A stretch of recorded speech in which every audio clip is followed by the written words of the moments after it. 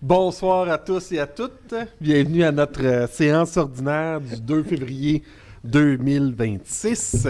Donc, le quorum est constaté. Tous les membres du conseil sont présents. J'ouvre la séance. Il est 19h04. Et comme à l'habitude, je ne voterai pas sur les propositions qui seront présentées ce soir, sauf avis contraire de ma part. On débute avec l'adoption de l'ordre du jour. Est-ce qu'un membre du conseil voudrait proposer l'adoption de l'ordre du jour? Moi, M. le maire, considérant le projet d'ordre du jour présenté, je propose d'adopter l'ordre du jour tel que déposé sans modification. Merci. Qui appuie? Serge Baron appuie. C'est bon pour tout le monde. C'est adopté à l'unanimité des conseillers présents. Période de questions. Pas de questions. On n'a pas reçu non plus de questions par Internet. Donc, ça termine le point 3.1. Au point 4.1, les procès-verbaux. Donc, pour le procès-verbal du 19 janvier 2026, qui en propose l'adoption. Moi, M. le maire, considérant que l'article 333 de la loi sur les cités et villes prévoit que le greffier est tenu de donner lecture des procès-verbaux à moins qu'une copie en ait été remise à chaque membre du conseil au plus tard la veille de la séance à laquelle ils doivent être approuvés. Considérant que le directeur général et greffier attestent que le procès-verbal de la séance du 19 janvier 2026 a été transmis aux membres du conseil municipal dans le délai prescrit par la loi, en conséquence, je propose d'accorder une dispense de lecture du procès-verbal de la séance ordinaire du 19 janvier 2026 et d'approuver le procès-verbal de la dite séance sans modification, d'autoriser le maire ainsi que le directeur général et greffier à signer tout document requis pour donner plein effet à la présente résolution. Merci. Mélanie, qui appuie? Je vais appuyer, M. le maire. Pierre Saint-Louis appuie. Questions, commentaires? Quelqu'un demande le vote? C'est adopté à l'unanimité des conseillers présents. 4.2, le procès-verbal du comité consultatif d'urbanisme du 23 janvier 2026. Moi, M. le maire, considérant que l'article 333 de la loi sur les cités et villes prévoit que le greffier est tenu de donner lecture des procès-verbaux, à moins qu'une copie en ait été remise à chaque membre du conseil au plus tard la veille de la séance à laquelle ils doivent être approuvés. Considérant que le directeur général et greffier attestent que le procès-verbal du comité consultatif d'urbanisme du 23 janvier 2026 a été transmis aux membres du conseil municipal dans le délai prescrit par la loi. En conséquence, je propose d'accorder une dispense de lecture du procès-verbal du comité consultatif d'urbanisme, d'accepter le procès-verbal du comité consultatif d'urbanisme du 23 janvier 2026. Merci, Mélanie. Qui appuie? Je vais l'appuyer, M. le maire. Michel Latour appuie. Questions, commentaires? Quelqu'un qui demande le vote sur le procès-verbal? C'est adopté à l'unanimité des conseillers présents. 5.1, la correspondance. Vous avez tous et toutes reçu la liste de la correspondance. Questions, commentaires? Non, la correspondance est déposée. 6, les demandes d'appui. On en a une, donc un appui aux demandes de l'UMQ quant à l'abolition du programme de l'expérience québécoise et les restrictions au programme de travailleurs étrangers temporaires. Qui propose l'appui? Moi, M. le maire, attendu que le programme de l'expérience québécoise consistait à une voie rapide vers la résidence permanente pour les travailleurs et travailleurs déjà établis au Québec et les diplômés du Québec a été aboli le 19 novembre 2025 par le gouvernement du Québec. Attendu que cette abolition a laissé sans solution de nombreuses personnes en emploi, notamment les travailleuses et travailleurs non qualifiés, malgré leur contribution essentielle à la vitalité des collectivités partout au Québec. Attendu que le gouvernement du Canada a imposé des restrictions au programme des travailleurs étrangers temporaires à l'automne 2024, qui causent depuis près d'un temps des pertes importantes de main-d'œuvre dans des entreprises incapables de renouveler les permis de leurs travailleuses et travailleurs. Attendu que ces restrictions au programme des travailleurs étrangers temporaires ont des impacts économiques majeurs, incluant des risques de fermeture pour 35% des entreprises concernées. Attendu que l'ensemble des régions du Québec soient aux prises avec une pénurie de main-d'œuvre structurelle et que le recours aux travailleurs et travailleurs étrangers temporaires demeure indispensable pour la vitalité des secteurs clés tels que la construction, la fabrication, la santé, la transformation alimentaire, les services de proximité et l'industrie touristique. Attendu que l'abolition du PEC a accru l'urgence d'agir pour le renouvellement des permis des travailleurs et travailleurs étrangers temporaires, attendu que l'Union des municipalités du Québec considère que les mesures annoncées dans le programme de sélection des travailleurs qualifiés demeure insuffisante pour corriger les effets de l'abolition du PEC et demande la mise en place d'une clause des droits acquis pour les orphelins du PEC, ainsi que l'abandon des restrictions imposées au programme des travailleurs étrangers et clause de droits acquis pour les travailleuses et travailleuses concernés. Attendu que selon le sondage, un sondage léger commandé par l'UMQ, 79% de la population estime que la planification de l'immigrant doit refléter les besoins de toutes les régions et permettre aux travailleuses et travailleurs établis de rester au Québec. Attendu que l'article 319 de la loi sur les cités et villes stipule que toute documentation utile à la prise de décision doit être disponible aux membres du Conseil, ou plus tard 72 heures avant l'heure fixée pour le début de la séance, à moins de situations exceptionnelles.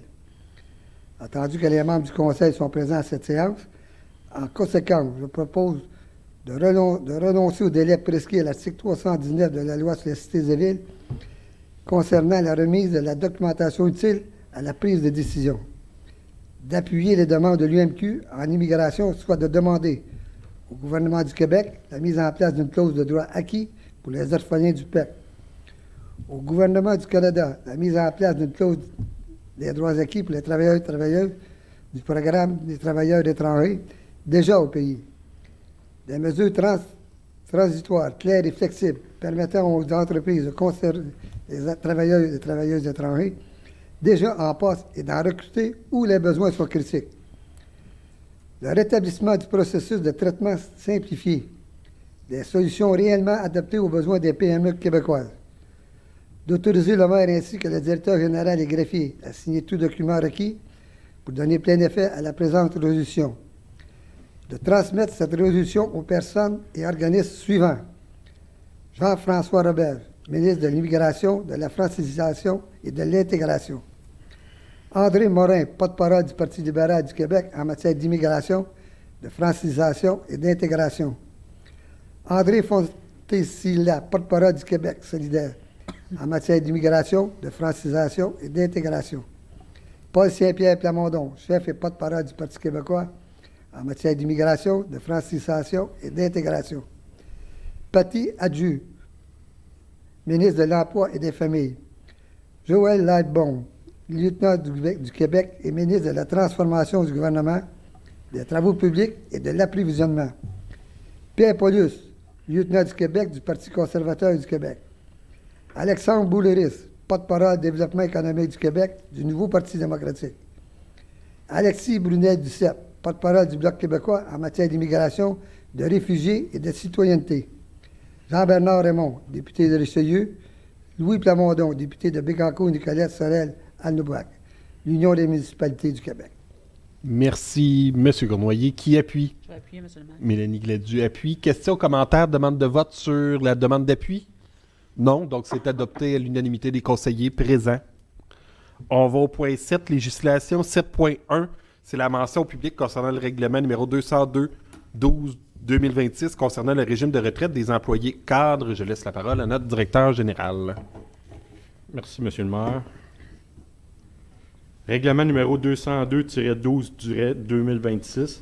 Règlement modifiant le règlement numéro 202, lui-même modifié par les règlements 202.1, 202.2, 202.3, 202.4, 202.5, 202.6, 202.7, 202.8, 202.9, 202.10-2023 et 202.11-2024 concernant le régime de retraite pour les employés cadres de la ville de Saint-Joseph-de-Sorel. Objet et portée du règlement. Les dispositions du régime de retraite des employés cadres de la ville de Saint-Joseph-de-Sorel sont modifiées de la façon suivante. Indexation ponctuelle en date du 31 décembre 2024, ancien volet. La rente des retraités ou bénéficiaires de l'ancien volet est indexée de 4,42 % relativement à l'année 2023 et 2,61 % relativement à l'année 2024, avec ajustement proportionnel au 1er janvier suivant la date de la retraite pour chacun des retraités ou bénéficiaires visés. Cette indexation prend effet le 31 décembre 2024 et s'applique à tous les retraités ou bénéficiaires à cette date. Indexation ponctuelle en date du 31 décembre 2024, volet courant. La rente des retraités ou bénéficiaires du volet courant est indexée de 6,51 % relativement à l'année 2022, de 4,42 % relativement à l'année 2023 et de 2,61 % relativement à l'année 2024, avec ajustement proportionnel au 1er janvier, suivant la date de la retraite, pour chacun des retraités ou bénéficiaires visés. Cette indexation prend effet le 31 décembre 2024 et s'applique à tous les retraités ou bénéficiaires à cette date. Mention sur les coûts. Le règlement soumis comporte des indexations de la rente au coût de la vie. Cette indexation est financée par l'excédent d'actifs du régime. Changement entre le projet déposé et le règlement soumis pour adoption. Il n'y a eu aucune modification importante entre le projet de règlement numéro PR 2026-01-1, déposé à la séance ordinaire du 19 janvier 2026, et le règlement numéro 212-12-2026, présenté ce soir pour adoption. Merci. On est maintenant rendu au règlement numéro 202-12-2026 concernant le régime de retraite des employés cadres de la Ville de Saint-Joseph, qui fait la proposition pour l'adoption du règlement. Moi, M. le maire, attendu que le régime de retraite pour les employés cadres de la Ville de Saint-Joseph a été établi le 1er août 1989 en vertu du règlement municipal numéro 202. Attendu que le régime de retraite pour les employés cadres de la Ville de Saint-Joseph a déjà été modifié par le passé, attendu qu'un projet de règlement NPR 2026-12-1 ayant pour objet de modifier le règlement numéro 202, lui-même modifié par le règlement numéro 202-1, 202-2, 202-3, 202-4, 202-5, 202-6, 202-7, 202-8, 202-9, 202-10, 2023, 202-11-2024 concernant le régime de retraite pour les employés cadres de la Ville de Saint-Joseph de Sorel, et l'avis de motion a été présenté au Conseil le 19 janvier 2026. Attendu que le projet de règlement a été à la disposition du public depuis le 22 janvier 2026, attendu que l'objet du règlement, sa portée, l'absence de coûts et les principales modifications entre le dépôt du projet et le règlement et l'adoption du règlement sont mentionnés par le directeur général et greffier. En conséquence, je propose d'adopter le règlement numéro 202-12-2026, intitulé « Règlement modifiant les règlements numéro 202 », lui-même modifié par les règlements 202-1, 202-2, 202-3, 202-4, 202-5, 202-6, 202-7, 202-8, 202-9, 202-10-2023, 202-11-2024 concernant le régime de retraite pour les employés cadres de la Ville de Saint-Joseph de Sorel, d'autoriser le maire ainsi que le directeur général et greffier à signer tout document requis pour donner plein effet à la présente résolution. Merci. Mélanie, qui appuie? Je l'appuie. Serge Baron appuie. Question, commentaire, demande de vote sur le règlement. C'est adopté à l'unanimité des conseillers présents. Point 7.3 maintenant, l'avis de motion et le projet de règlement numéro PR 2026-2-1 concernant le code d'éthique et de déontologie des élus et élus de la Ville de Saint-Joseph de Sorel. Donc, je vous donne avis de motion qu'à une prochaine séance du conseil municipal sera soumis pour adoption un règlement concernant le code d'éthique et de déontologie des élus. Et je vais vous en faire la présentation. Donc, attendu qu'en vertu de l'article 13 de la loi sur l'éthique et la déontologie en matière municipale, le conseil municipal doit adopter un code d'éthique et de déontologie révisé qui remplace celui en vigueur avec ou sans modification après toute élection générale, que les formalités prévues à la loi sur l'éthique et la déontologie en matière municipale ont été respectées, qu'un avis de motion de la présentation du projet de règlement a été donné aujourd'hui. Donc, on va proposer d'adopter le règlement concernant le code d'éthique et de déontologie des élus de la Ville de Saint-Joseph de Sorel, qu'il soit statué, ce qui est décrété. Donc, le titre, c'est le code d'éthique et de déontologie des élus de la Ville de Saint-Joseph de Sorel. Le code s'applique à tous les membres du conseil de la Ville de Saint-Joseph de Sorel. Les buts du code, c'est d'accorder la priorité aux valeurs qui fondent les décisions des membres du conseil de la municipalité et contribuent à une meilleure compréhension des valeurs de la Ville, qui instaure des normes de comportement qui favorisent l'intégration de ces valeurs dans le processus de prise de décision des élus et élus et de façon générale à leur conduite à ce titre. Prévenir les conflits éthiques et s'il en survient, aider à les résoudre efficacement et avec discernement. Assurer l'application des mesures de contrôle aux manquements déontologiques. Les valeurs de la municipalité, les valeurs suivantes servent de guide pour la prise de décision et de valeurs et, de façon générale, la conduite des membres du conseil municipal en leur qualité d'élus, particulièrement lorsque les situations rencontrées ne sont pas explicitement prévues dans le présent code ou par les différentes politiques de la municipalité. La première, l'intégrité. Tout membre valorise l'honnêteté, la rigueur et la justice. Numéro 2, la prudence dans la poursuite de l'intérêt public. Tout membre assume ses responsabilités face à la mission d'intérêt public qui lui incombe dans l'accomplissement de cette mission. Il agit avec professionnalisme et avec vigilance et discernement. Le respect et la civilité envers les autres membres, les employés et les employés de la municipalité et les citoyens et citoyennes. Tout membre favorise le respect et la civilité dans les relations humaines. Il a droit à ceux-ci et agit avec respect et civilité envers l'ensemble des personnes avec lesquelles il traite dans le cadre de ses fonctions. Loyauté envers la municipalité. Tout membre recherche l'intérêt de la municipalité. La recherche de l'équité. Tout membre traite chaque personne avec justice et dans la mesure du possible en interprétant les lois et règlements en accord avec leur esprit. L'honneur rattaché aux fonctions de membre du conseil. Tout membre sauvegarde l'honneur attaché à sa fonction, ce qui présuppose la pratique constante des 5 valeurs énumérées précédemment sur l'intégrité, la prudence, le respect, la civilité, la loyauté et l'équité. Règles de conduite 5.1 application. Les règles énoncées au présent article doivent guider la conduite d'un élu ou d'un élu à titre de membre du conseil, d'un comité ou d'une commission, de la ville ou d'un autre organisme lorsqu'il siège en sa qualité de membre du conseil municipal. Objectif. Ces règles ont notamment pour objectif de prévenir toute situation où l'intérêt personnel du membre du conseil peut influencer son indépendance de jugement dans l'exercice de ses fonctions. Le favoritisme, la malversation, les abus de confiance et autres inconduites.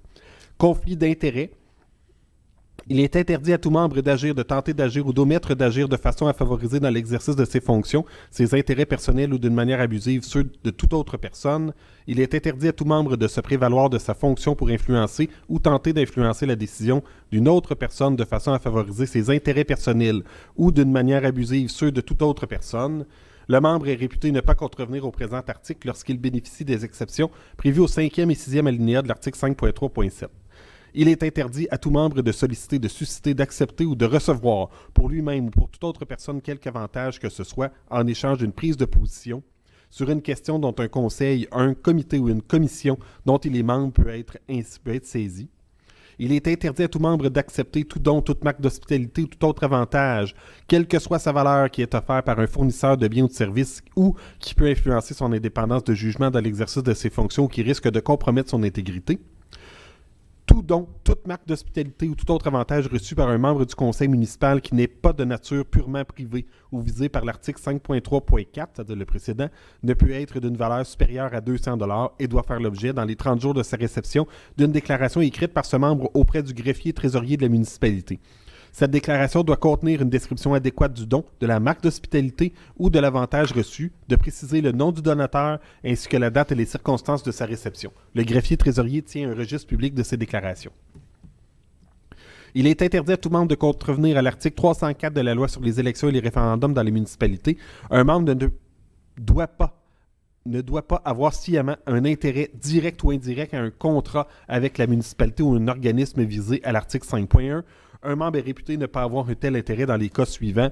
Le membre a acquis son intérêt par succession ou par donation et y a renoncé ou s'en est départi le plus tôt possible. L'intérêt du membre consiste dans la possession d'actions d'une compagnie qu'il ne contrôle pas, dont il n'est ni administrateur ni dirigeant et dont il possède moins de 10% des actions émises en donnant droit de vote. L'intérêt du membre consiste dans les faits qu'il est membre, administrateur ou dirigeant d'un autre organisme municipal, d'un organisme public au sens de la loi sur l'accès aux documents des organismes publics sur la protection des renseignements personnels, d'un organisme à but non lucratif ou d'un organisme dont la loi prévoit que cette personne doit être membre administrateur ou dirigeant en tant que membre du conseil de la municipalité ou de l'organisme municipal.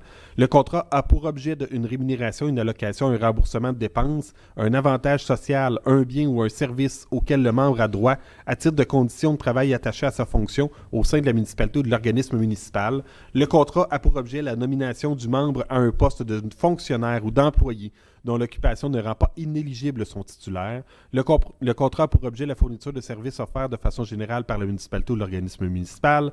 Le contrat a pour objet la vente ou la location à des conditions non préférentielles d'un immeuble. Le contrat consiste dans des obligations, billets ou autres titres offerts au public par la municipalité ou l'organisme municipal ou dans l'acquisition de ces obligations, billets ou autres titres à des conditions non préférentielles. Le contrat a pour objet la fourniture de services ou de biens que le membre est obligé de faire en faveur de la municipalité ou de l'organisme municipal en vertu d'une disposition législative ou réglementaire. Le contrat a pour objet de la fourniture d'un bien par la municipalité ou l'organisme municipal et a été conclu avant que le membre n'occupe son poste au sein d'une municipalité ou de l'organisme et avant qu'il ne pose sa candidature à ce poste lors de l'élection où il a été élu. Dans un cas de force majeure, l'intérêt général de la municipalité ou de l'organisme municipal exige que le contrat soit conclu de préférence à tout autre. 5.3.7, il est interdit à tout membre de contrevenir à l'article 361 de la loi sur les élections et les référendums dans les municipalités. Le membre qui est présent à une séance au moment où doit être prise en considération une question à laquelle il a directement ou indirectement un intérêt pécuniaire particulier doit divulguer la nature générale de cet intérêt avant le début des délibérations sur cette question. Il doit aussi s'abstenir de participer à ces délibérations, de voter ou de tenter d'influencer le vote sur cette question. Lorsque la séance n'est pas publique, le membre doit, en plus de ce qui précède, divulguer la nature générale de son intérêt, puis quitter la séance pour tout le temps que dureront les délibérations et le vote sur cette question. Lorsque la question à propos de laquelle un membre a un intérêt pécuniaire est prise en considération lors d'une séance à laquelle il est absent, il doit avoir pris connaissance de ces délibérations, divulguer la nature générale de son intérêt dès la première séance à laquelle il est présent, après avoir pris connaissance de ce fait. Le présent article ne s'applique pas dans le cas où l'intérêt du membre consiste dans des rémunérations, des allocations, des remboursements de dépenses, des avantages sociaux ou toute autre condition de travail attachée à ses fonctions au sein de la municipalité ou de l'organisme municipal. Il ne s'applique pas non plus dans le cas où l'intérêt est tellement minime que le membre ne peut raisonnablement être influencé par lui. Utilisation des ressources de la municipalité. Il est interdit à tout membre d'utiliser les ressources de la municipalité ou de tout autre organisme visé à l'article 5.1 à des fins personnelles ou à des fins autres que les activités liées à l'exercice de ses fonctions. La présente interdiction ne s'applique pas lorsqu'un membre utilise, à des conditions non préférentielles, une ressource mise à la disposition des citoyens. Utilisation, communication de renseignements confidentiels. Il est interdit à tout membre d'utiliser, de communiquer ou de tenter d'utiliser, de communiquer, tant pendant son mandat qu'après celui-ci, des renseignements obtenus dans l'exercice ou à l'occasion de l'exercice de ses fonctions ou qui ne sont pas généralement à la disposition du public pour favoriser ses intérêts personnels ou ceux de toute autre personne. Après mandat, dans les 12 mois qui suivent la fin de son mandat, il est interdit à un membre d'occuper un poste d'administrateur ou de dirigeant d'une personne morale, un emploi ou toute autre fonction de telle sorte que lui-même ou toute autre personne tire un avantage indu de ses fonctions antérieures à titre de membre du Conseil. Abus de confiance et malversation, il est interdit à un membre de détourner à son propre usage ou à l'usage d'un tiers un bien appartenant à la municipalité. Annonce lors d'une activité de financement politique. Il est interdit à tout membre du Conseil de faire l'annonce lors d'une activité de financement politique, de la réalisation d'un projet, de la conclusion d'un contrat ou de l'octroi d'une subvention par la Ville, sauf si une décision finale relativement à ce projet, contrat ou subvention a déjà été prise par l'autorité compétente de la municipalité. Respect et civilité. Il est interdit à tout membre de se comporter de façon irrespectueuse envers les autres membres de son conseil, les employés municipaux ou les citoyens par l'emploi notamment de paroles, d'écrits ou de gestes vexatoires, dénigrants ou intimidants ou de toute forme d'incivilité de nature vexatoire. Honneur et dignité. Il est interdit à tout membre du conseil d'avoir une conduite portant atteinte à l'honneur et à la dignité de la fonction d'élu. Formation du personnel de cabinet. Le membre du conseil qui relève du personnel du cabinet doit veiller à ce que le personnel dont il est responsable suive la formation prévue à l'article 15 de la loi sur l'éthique et la déontologie en matière municipale.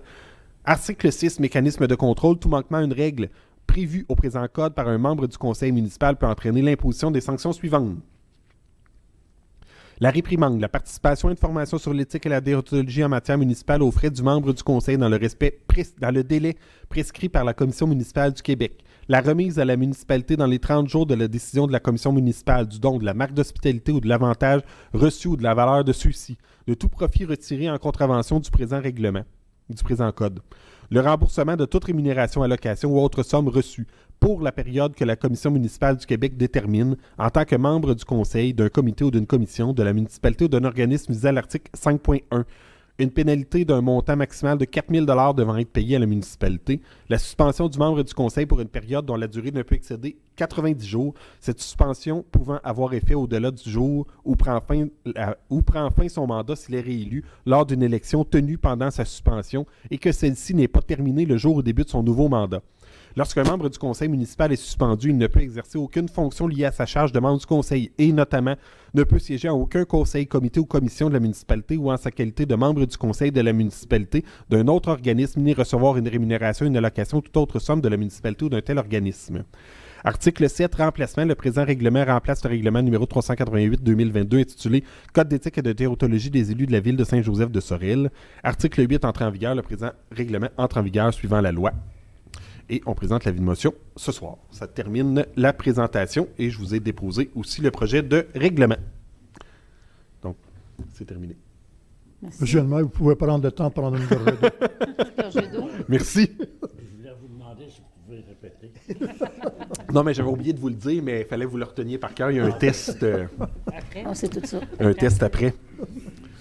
Lors de notre formation sur l'éthique et la déontologie. Moi, je me souviens quand vous avez pris la gorgée d'eau. Oui. Merci de m'avoir permis de prendre une gorgée d'eau. Ça termine le point 7.3. 7.4. Avis de motion et règlement modifiant le règlement de zonage numéro 192 autorisant les habitations trifamiliales isolées et les quadruplexes dans la zone RB 146P. Qui donne l'avis de motion? Moi, monsieur le maire, je donne avis de motion qu'à une prochaine séance du conseil municipal sera soumis pour adoption un règlement modifiant le règlement de zonage numéro 192 afin d'autoriser les habitations trifamiliales isolées et les quadruplexes dans la zone RB 146. P. B. P. Merci, Jean-Guy. C'était pour faire contrepoids À ta vitesse. à ma vitesse de tout à l'heure. Faire relaxer Les auditeurs. Donc, l'avis de motion est donné.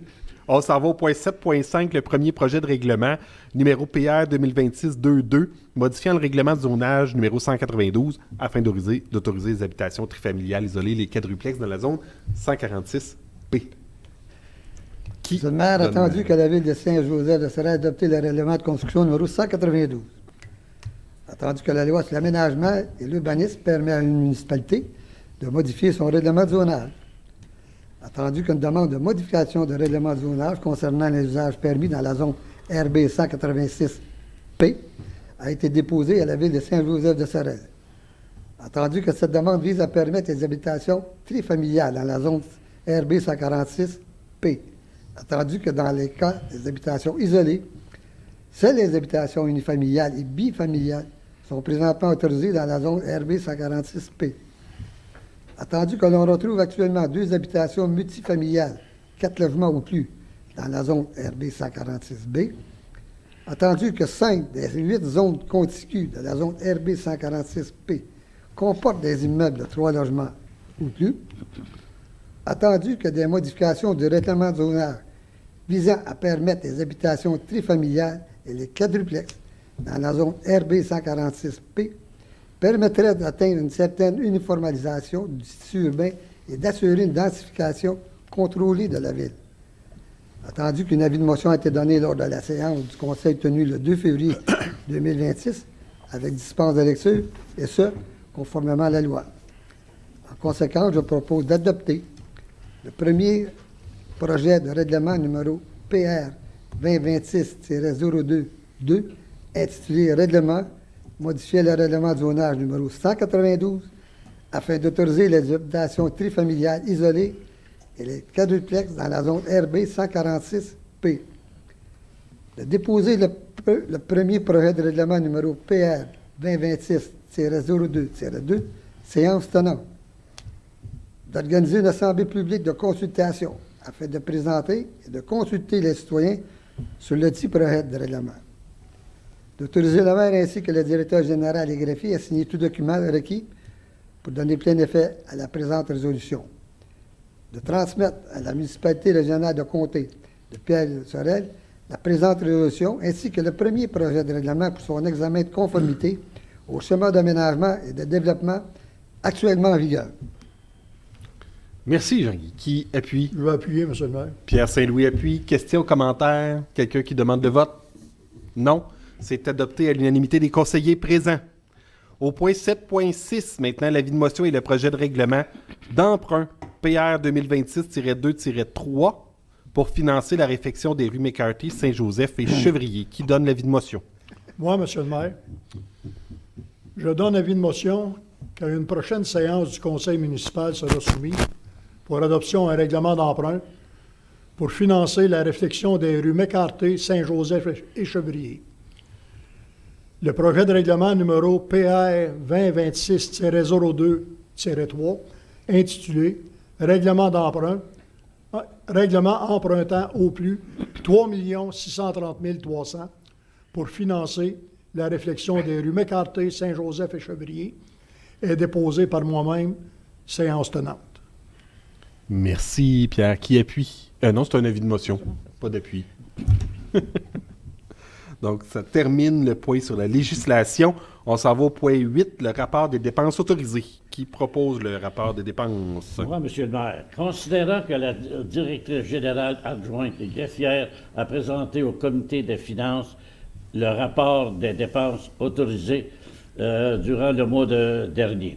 Considérant que ces dépenses sont autorisées par le Conseil ou par tout fonctionnaire ou employé en vertu du règlement numéro 393-2022, intitulé « Règlement décrétant les règles de contrôle et suivi budgétaire, comprenant les dépenses faites par obligation, conformément à l'article 477-2 de la loi sur les cités et villes. Considérant que la directrice générale et directeur général et greffier ont déposé au Conseil les 10 rapports.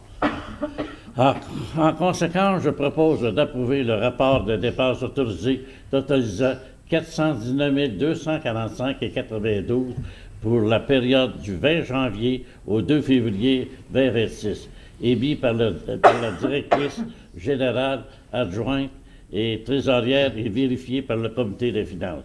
D'autoriser le maire ainsi que le directeur général et greffier à signer tout document requis pour donner plein effet à la présente résolution. Un certificat de disponibilité de crédit a été émis par la directrice générale adjointe et trésorière pour les dépenses autorisées au budget 2026. Résolution numéro 2025-12-231.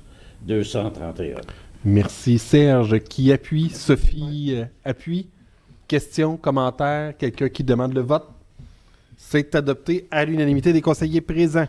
Au point 8.2, le rapport 2025 sur la gestion contractuelle, et je vais laisser la parole à Patrick, notre directeur général. Merci, Monsieur le maire. Je dépose ce soir le rapport annuel 2025 concernant l'application du règlement de gestion contractuelle intitulé Rapport annuel 2025, application du règlement numéro 390-2022, modifié par le règlement numéro 390-2-2024 sur la gestion contractuelle, préparé par la directrice générale adjointe et trésorière, le tout en conformité aux dispositions contenues à l'article 573.3.1.2 de la loi sur les cités et villes.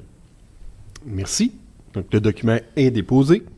On passe maintenant au point 8.3, la liste des contrats comportant une dépense de plus de 2 000 $, totalisant plus de 25 000 avec un même co-contractant, aussi pour l'année 2025. Je redonne la parole à notre directeur général.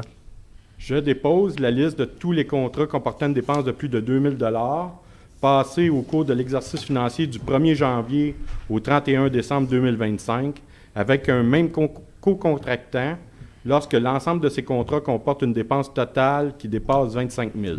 Cette liste indique, pour chaque contrat, le nom de chaque co-contractant, le montant de la contrepartie et l'objet du contrat.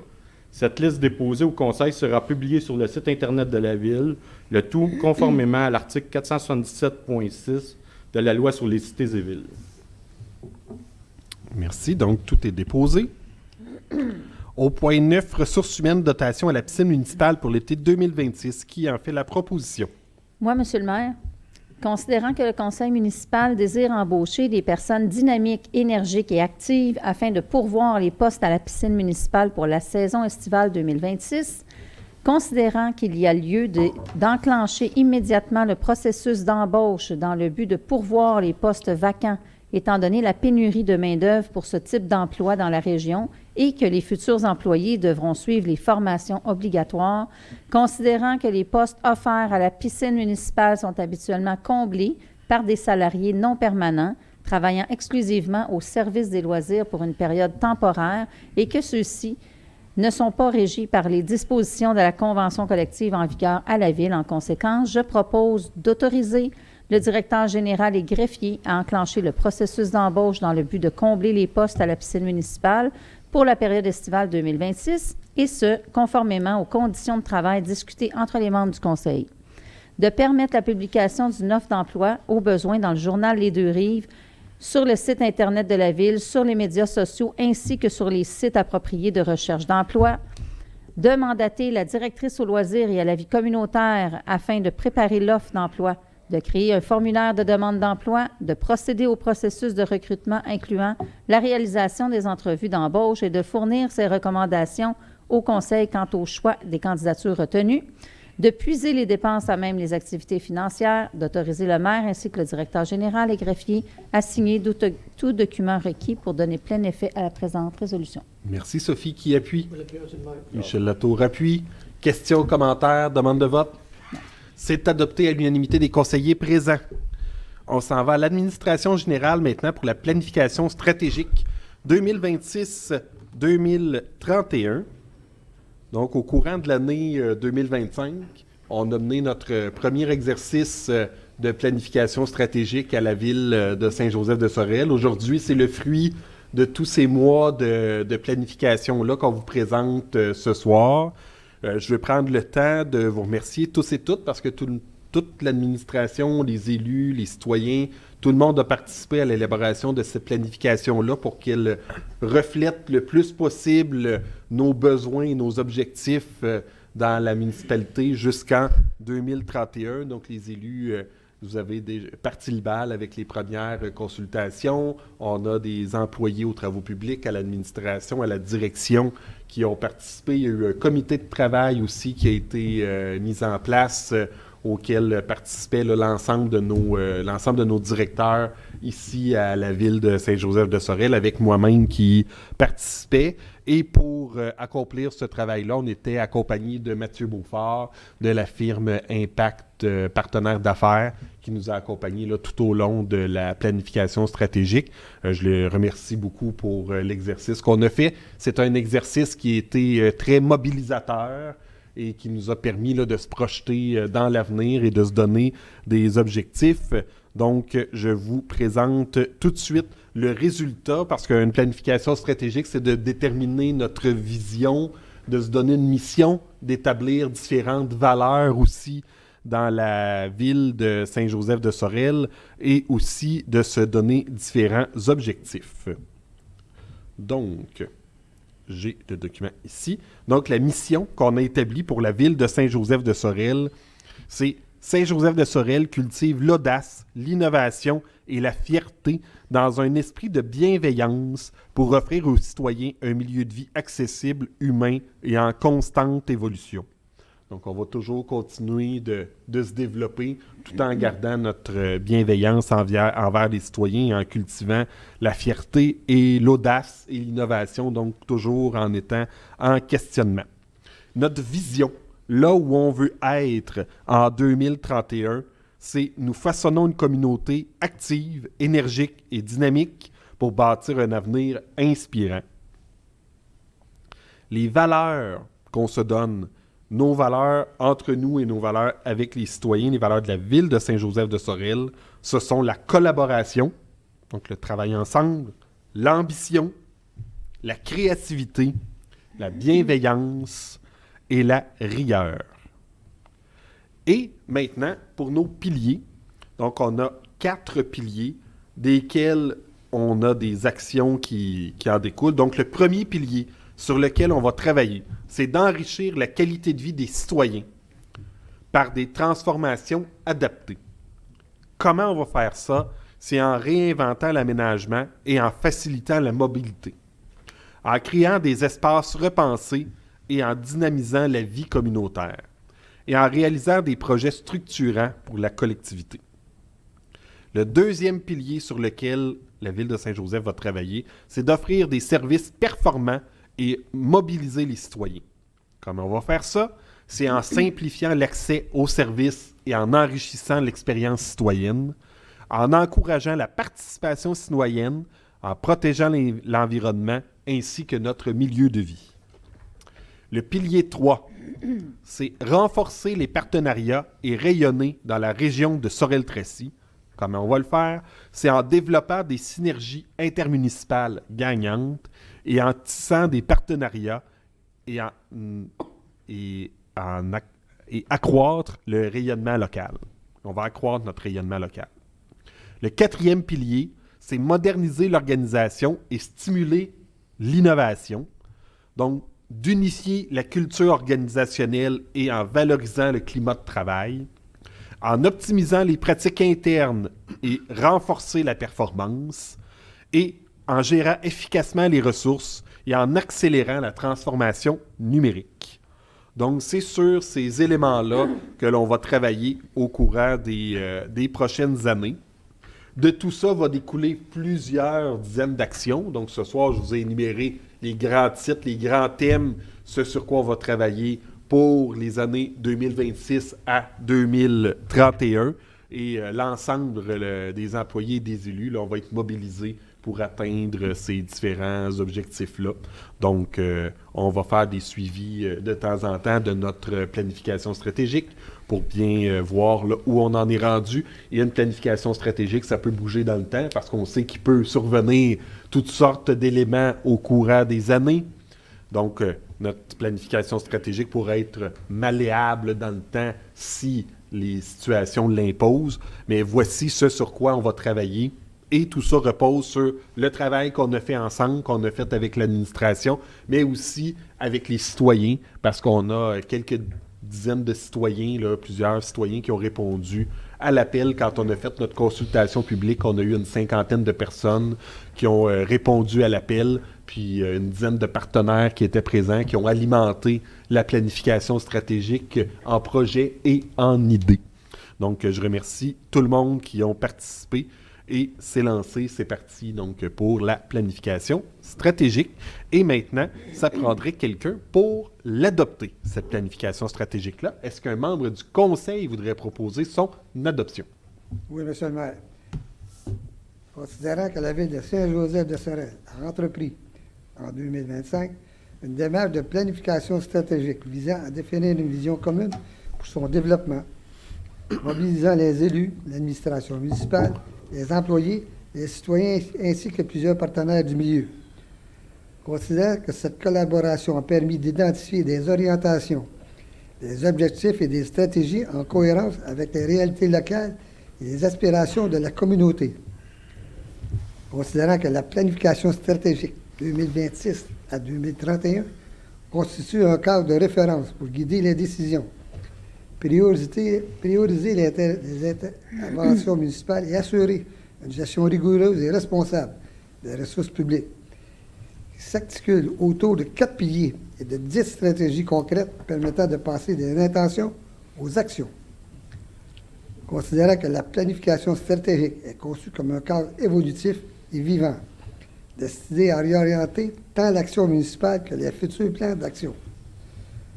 Considérant que les membres du Conseil ont pris connaissance du document final et en recommandent l'adoption. En conséquence, je propose d'adopter la planification stratégique 2026 à 2031 de la Ville de Saint-Joseph-de-Sorel. D'utiliser cette planification stratégique comme cadre d'orientation pour la décision municipale, la planification des projets, la gestion des ressources et l'élaboration des futurs plans d'action. De mandater la direction générale pour assurer le suivi, la mise en œuvre et l'actualisation continue des orientations et stratégies prévues dans la planification stratégique.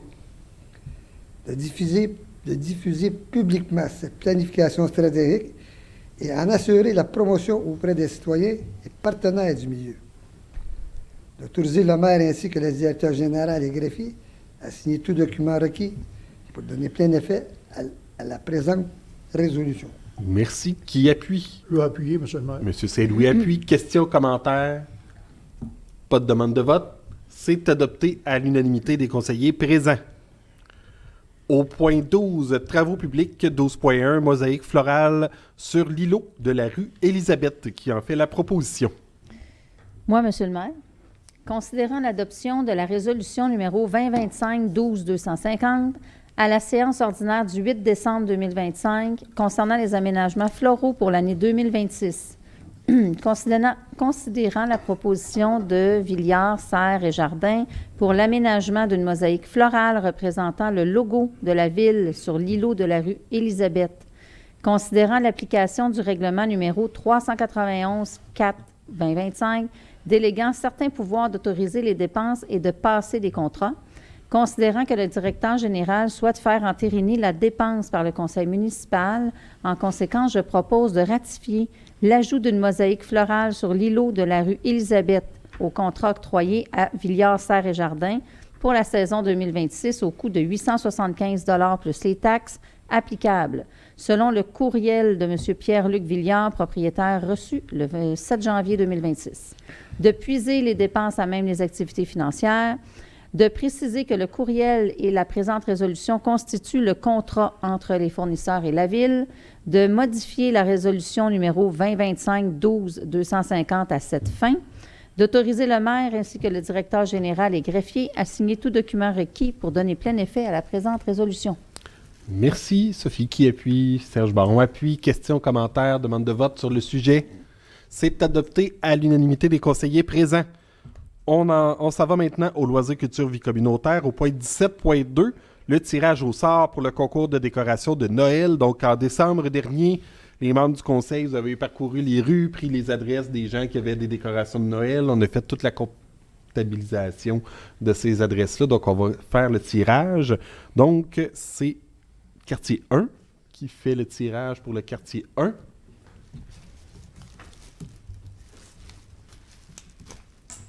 C'est bon, bien. Et je rappelle que c'est une carte cadeau d'une valeur de 150 $ chez Canadian Tire qui est remportée par les citoyens gagnants. And the winner is... The winner is le gagnant, la gagnante, la rue Catherine, le numéro 116. 116, Catherine, Ici, c'est pour le quartier 1. Pour le quartier 2 maintenant. Ici, c'est qui? C'est à vous.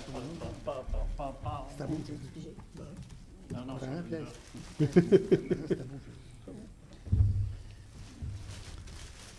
Désiré 421.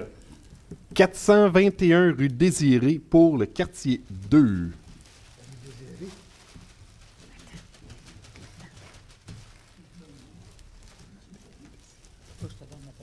Ah. Le gagnant ou la gagnante, 423 Filiatro. 423 Filiatro. 423 Filiatro pour le quartier 3.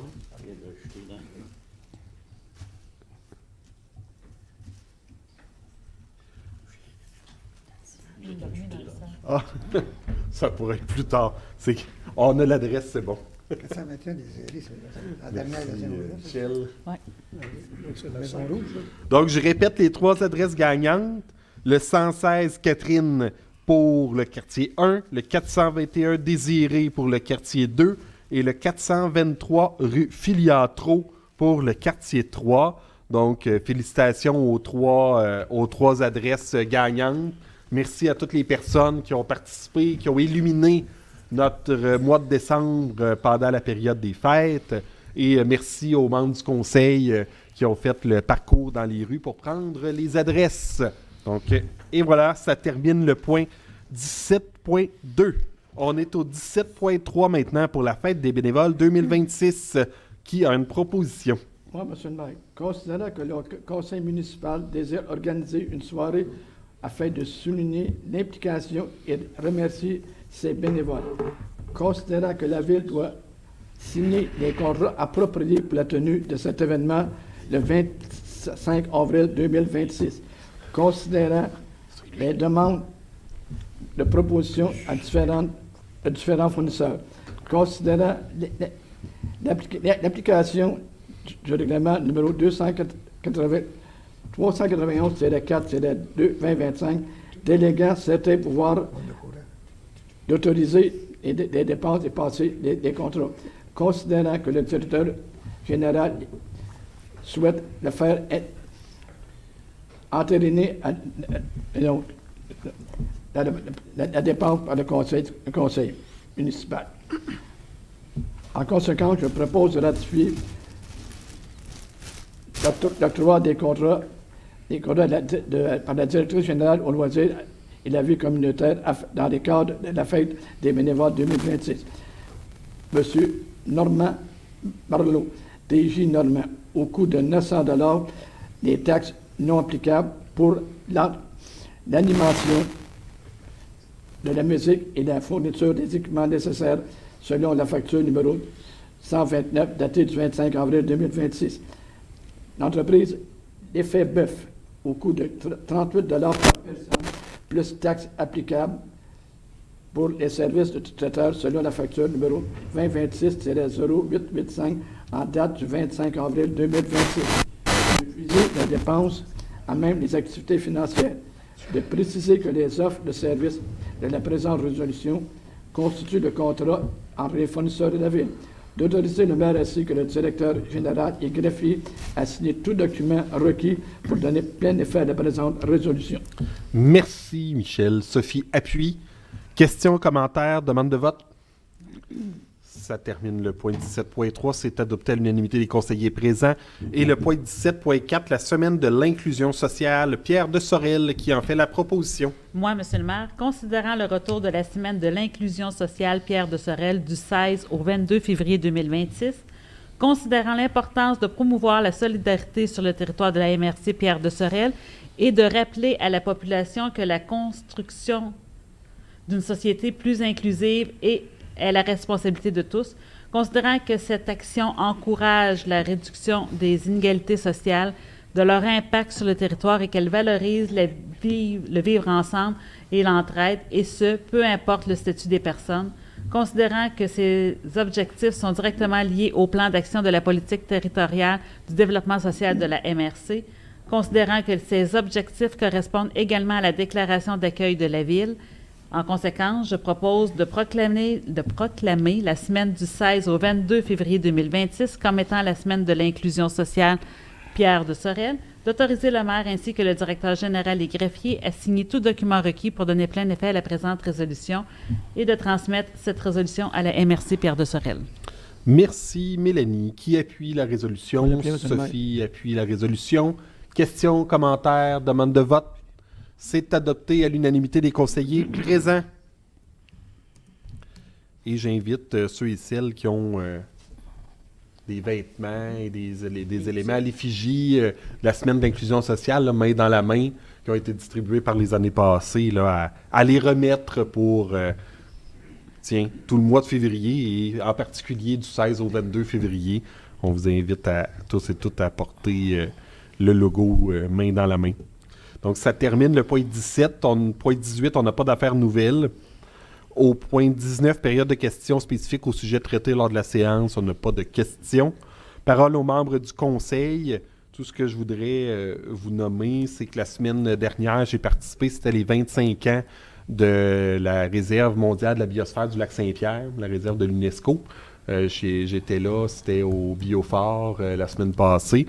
Puis j'ai trouvé bien, c'était le ministre de l'Agriculture qui était là, Donald Martel, qui est ministre de la CAQ, mais plus dans le coin de Nicolet, donc qui est aussi limitrophe au lac Saint-Pierre. Puis il y a des gens qui ont initié cette réflexion-là il y a 25 ans. Il y avait M. Normand Gariepi, il y avait Mme Hélène Gignac du CTTI au Cégep, mais ils ont aussi nommé, le ministre a aussi nommé M. Gravel, Oliver Gravel, qui était très présent au niveau de l'environnement puis dans la réflexion de mener à terme ce projet-là. J'ai trouvé sympathique que le ministre se souvienne de lui. Le ministre, à l'époque, était directeur général de la MRC juste à côté. Donc, se souvenait de la contribution de M. Gravel dans tout ça. Donc, j'ai été bien content de l'entendre ce souvenir-là de sa part lors du 25e anniversaire qui avait lieu au Biophare. Et par le fait même, ils ont inauguré une exposition photo sur le lac Saint-Pierre. Donc, je vous invite à aller la voir au Biophare. Très, très intéressante exposition de photos. Et aussi au Biophare, la semaine avant, ils ont inauguré une nouvelle exposition permanente, donc confluence sur le fleuve Saint-Laurent dans la région. Donc, je vous invite là aussi à aller voir cette nouvelle exposition-là. Je voudrais nommer ce soir, on porte tous et toutes le petit ruban blanc et vert. C'est la semaine de la persévérance scolaire qui a lieu, elle aussi, du 16 au 20 février, en même temps que la semaine de l'inclusion sociale. Donc, la semaine de persévérance scolaire qui a tout aussi sa place dans nos communautés. Donc, la persévérance à l'école qui est bien importante, favoriser la réussite scolaire par toutes sortes de moyens qu'on peut faire pour appuyer nos jeunes dans la réussite pour que par la suite, ils puissent s'intégrer le mieux possible à la communauté. Donc, bien important de le souligner. Et comme on se voyait ce soir, c'est ce soir qu'on porte tous et toutes le petit ruban vert en appui à la persévérance scolaire. Donc, pour moi, ça met fin à ma prise de parole. Donc, est-ce que il n'y avait pas d'autres éléments à rajouter? Non, donc ça termine le point 20. Et on est rendu à la levée de la séance. Qui propose la levée de la séance? Moi, Monsieur le maire. Considérant que les sujets prévus à l'ordre du jour sont épuisés, en conséquence, je propose de lever la séance ordinaire à 19h59. Merci, Sophie. Donc, c'est proposé. Qui appuie? Pour l'appeler, monsieur le Sur maire. la tour appuie. Questions, commentaires, demande de vote sur la levée de la séance. La séance est levée. Donc, c'est adopté à l'unanimité des conseillers présents. Et on se revoit le 9 mars pour notre prochaine séance. Donc, merci à tous. Bonne fin de journée.